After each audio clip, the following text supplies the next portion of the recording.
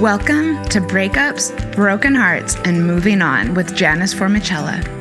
I'm Janice Formichella, a breakup coach passionate about supporting others to learn from their breakups, overcome loneliness, love being single, and see the end of a relationship as the beginning of a magical, sexy new chapter in life.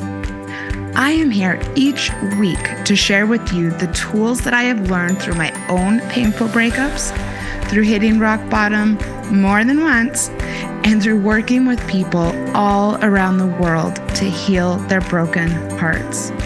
If you are looking for hope and strength to move on from your breakup and resources to enjoy your new life, you are in the right place, and I've got your back.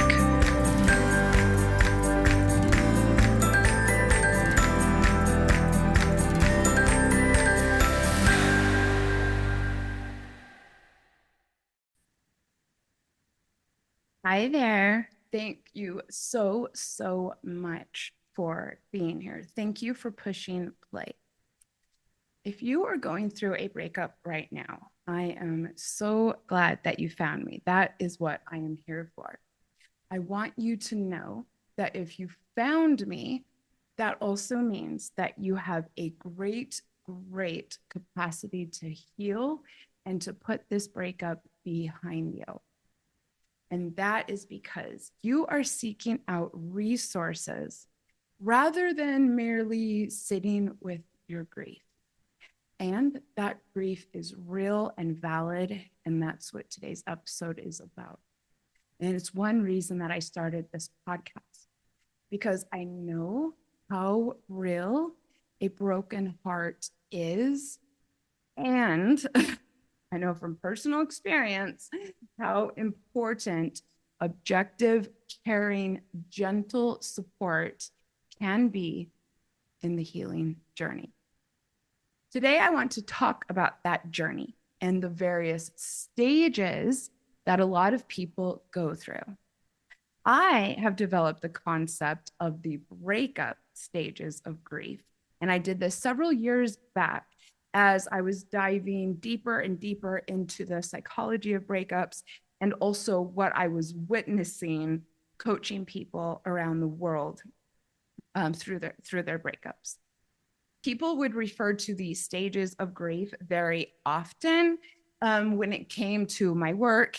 And I really came to realize that the stages of grief that we are mostly all familiar with, as developed by Elizabeth Kubler-Ross in the 1960s, it didn't necessarily apply to breakups. And that is not why she developed it. I'm going to talk more about that in a minute.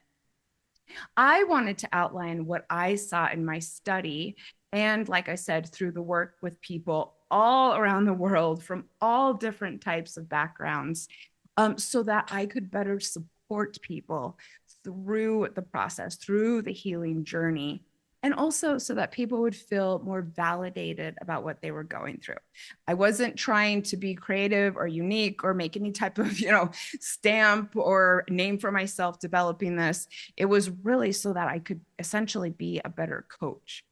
And it has really helped me to understand why people struggle with various aspects of some of the guidelines and tips that I use in my coaching, such as no contact. To me, having used no contact through a few of my breakups, that seems like it makes sense to me. But it's really hard for some people to do in the beginning. And learning about these stages of breakup grief has helped me to be more and more empathetic and sympathetic and help people through each process so that we can move on to things that I might recommend. So let's talk about the stages of grief. Elizabeth Kubler-Ross's theory was actually developed in her study of patients diagnosed with a terminal illness. And it is a really wonderful guide for supporting them and their family members when they're confronted with this. Her stages of grief are anger, bargaining, depression, and acceptance.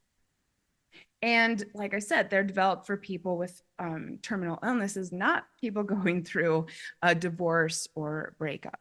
And there's several reasons why these concepts or why these stages don't apply to people going through breakups. But I'm not going to get into this right now because I want to talk about my stages of grief. But I did a really great episode a few years back called Stages of Grief for Breakups. It's episode 105 of this podcast. Please go and listen to it. It's a really, really great episode. I'm really proud of that one. And please note that this podcast used to be called X-Files Podcast, and I used to have a co-host. So don't get thrown off if you go and listen and you get confused by that. It's still me. You'll probably still recognize my voice, though the sound quality is not what you are getting now. I will say that. Let's talk about the breakup stages of grief as developed by Janice Formichella. The stages of grief that I have outlined are devastation, denial, realization, and release. Today, we're going to be talking about devastation. Before I get into it, please know that this is not any type of cookie cutter concept. It does not apply to everyone. If you're listening to this, you might be in a completely different stage from devastation. And I never wanted this to be, something that would apply to everyone. These are just kind of the stages that I generally saw working with so many different types of people. So I'm going to be going through each of the stages individually in the upcoming weeks. And I will go over the thoughts that people often have and the different things that you might be experiencing with each stage, and also the different things that you can do to move along in your healing journey so that you can move from one to the next. And also know too that, like I like to say, and like many people like to say, like I like to say, and like a lot of coaches and personal development people like to say, healing is not linear. You might move from one stage and go back. That's totally fine. So today we're talking about the stage of devastation. That is the first stage. This is the stage when you are kind of in shock about the breakup. You're maybe in shock that it's happened at all. Your heart is hurting so much that you might even feel physical pain in your chest. I know that feeling. Wow, trust me, I really do. And during the devastation phase, you might also be experiencing enormous agony, shame, sadness, or anger over the things that your ex said during the breakup. These might be just racing and cycling in your mind over and over. I was actually pretty thankful for my last breakup, and definitely when it happened, I knew it was for the best, but I still went through the devastation phase and just kind of the shock of, oh my God, we're not together anymore. And also breakup wasn't that great. We had a fight that led to us not talking anymore. And yeah, I cycled the things that he had said probably for about the first week. As a breakup coach, luckily I'm able to move through these at a different pace. But that might just really overwhelm you with some of the things that were said. You might be missing them to the point of being completely distracted. You might cry a lot. You might cry when you're talking about it. You might cry in the morning. I'm going to talk a little bit more about that in a minute. You might be feeling some regret. That's common. And that a lot of that goes on in the second stage of denial. And you might also be experiencing a general feeling of sluggishness. If you've had a broken heart before, you might kind of understand what I'm saying. And of course, breakup brain. Some of the symptoms of breakup brain are a hard time concentrating, forgetfulness, rage, irritability, sleep disturbances, and even physical pain. I am very passionate about teaching people about breakup brain. And I have a very, very comprehensive guide to learning about and coping with it over on my website. I go through all of the actual science behind what you are experiencing during a breakup, how it totally messes with your system, and how you can cope with it. So please, please, please go over to janiceformichella.com and download this free guide. I'm really proud of it. I also want to note that you can be in the devastation stage, even if you are the one who ended things. Regardless of how the breakup happened, you will likely still feel a level of shock and devastation and sadness. It really hurts to end a relationship. Getting to the point where you know you have to end it, that is really sad. And that comes with, a lot of pain. And so you can absolutely be devastated. I actually was the one who ended my marriage, filed for divorce, all of that. And I struggled so much. And also, if you're listening to this podcast, it was maybe a bad or painful breakup, regardless of, how or who, and things ended. I work with a lot of people who are the ones who walked away, who have a really hard time accepting still that it's over. There are a lot of thoughts and feelings that you might have during the devastation stage. And they include maybe thinking, what the fuck just happened? Oh my God. Especially if maybe, you know what? I think regardless if you were seeing it coming or expecting it or had a fight or whatever, you can still just be shocked, kind of be stunned. Some of you might be thinking, wow, I didn't see it coming at all. You might be thinking we can still work it out. And that comes with the next phase too, denial. You might be thinking, I cannot believe they said that to me. Ouch, that really, really hurt. And you are probably thinking how much pain you're in. I am in so much pain. Do you relate to any of these? Please head over to my Instagram and let me know. It's Janice Formichella. I answer every DM that I get. I would love to hear from you about what you think about the devastation phase. There are a lot of things that people find themselves doing during the devastation phase. Like I mentioned earlier, you might find yourself crying a lot. I know for me, during one of my breakups several years back, I would cry in the morning. I mean, when I was in the devastation phase, I was in so much pain and felt so lost and hopeless and very depressed that, I would cry in the morning, to be perfectly honest. Sometimes I would cry in the shower. And you might also find that when you talk about it, you tear up easily, and that is totally okay. Crying has a lot of healing qualities, so that's totally normal. Let yourself do it.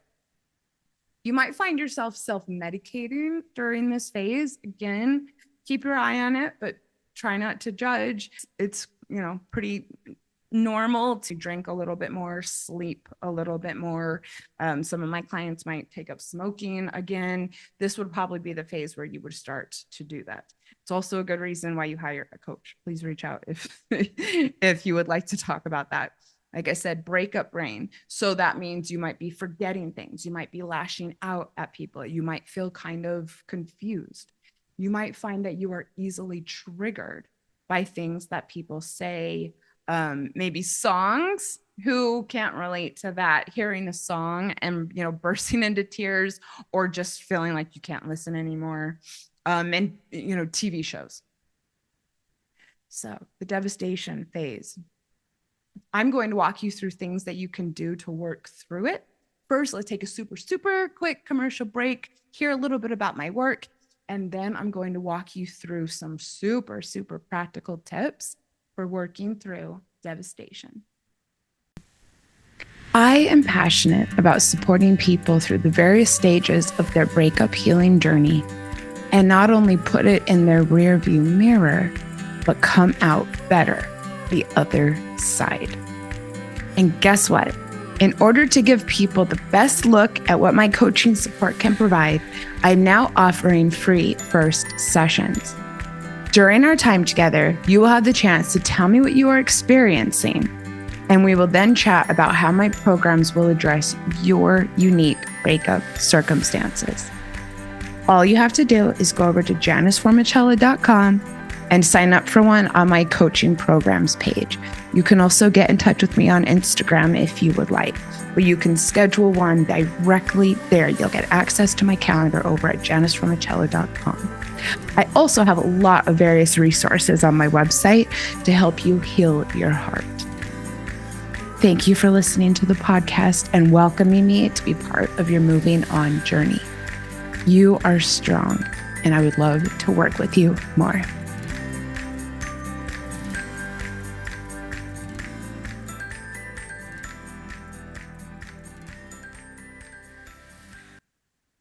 All right, welcome back. Let's talk about working through devastation, tackling it head on.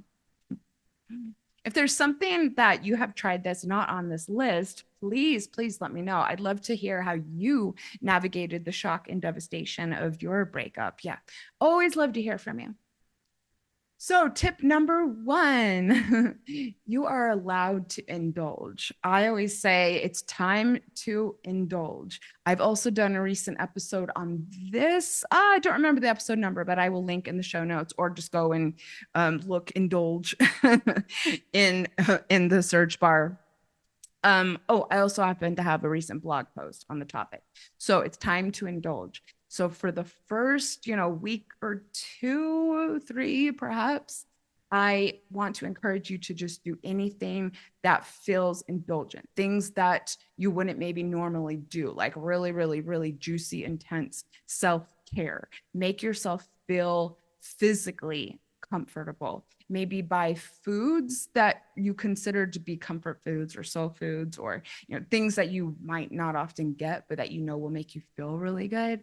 The example that I give is after my divorce, or during my initial separation, when I was a bit shell-shocked, I have to say, I found myself having Pringles and red wine and watching like Netflix documentaries on the weekends. And it was great. It really, really helped me to heal. It helped me to realize that, yes, he is really gone, but also that I'm going to be okay.